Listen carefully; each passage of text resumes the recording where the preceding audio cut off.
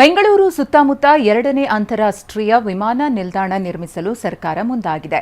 ಈಗಾಗಲೇ 3 ಸ್ಥಳಗಳನ್ನು ಗುರುತಿಸಲಾಗಿದ್ದು, ಕನಕಪುರ ರಸ್ತೆಯಲ್ಲೇ ವಿಮಾನ ನಿಲ್ದಾಣ ನಿರ್ಮಾಣವಾಗುವ ಸಾಧ್ಯತೆ ಹೆಚ್ಚಿದೆ ಅಂತ ಬೃಹತ್ ಕೈಗಾರಿಕಾ ಸಚಿವ ಎಂಬಿ ಪಾಟೀಲ್ ತಿಳಿಸಿದ್ದಾರೆ.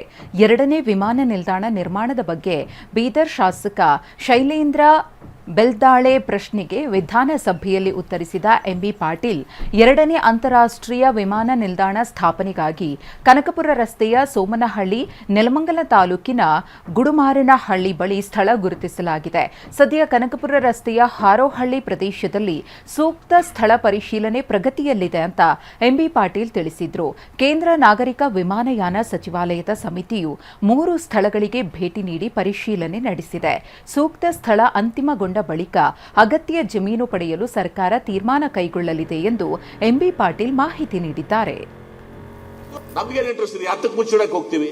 ಹೊಡೆದ್ಬಿಟ್ಟಿದ್ದೀರಾ, 3 ಜನ ಕೊಲೆ ಆಗಿಬಿಟ್ಟಿದೆ, ಅದು ಮುಚ್ಚೋಕೆ ಹೋಗ್ತಾ ಇದ್ದೀರಾ ಅಷ್ಟೇ. ಇನ್ನೇನು is a road, is a failure of the government, it is a failure. ನಾವು ಡಿಪೆಂಡ್ ಅಲ್ಲ, ಇದು ಕರ್ನಾಟಕ, ಇದು ಗುಜರಾತ್ ಅಲ್ಲ. ಇದು ಆಮೇಲೆ ಈ ತನಿಖೆಗಳೆಲ್ಲ ನಾವು ನೋಡಿದ್ದೀರಿ. ಈ ತನಿಖೆ ಅಶೋಕ್ ಅವರ, ಇದು ಕರ್ನಾಟಕ ಗುಜರಾತ್ ಅಲ್ಲ. ಇದು ಈಗ ಇದು ಗುಜರಾತ್ ಅಲ್ಲ, ಇದು ಕರ್ನಾಟಕ. ಹೌದೌದು.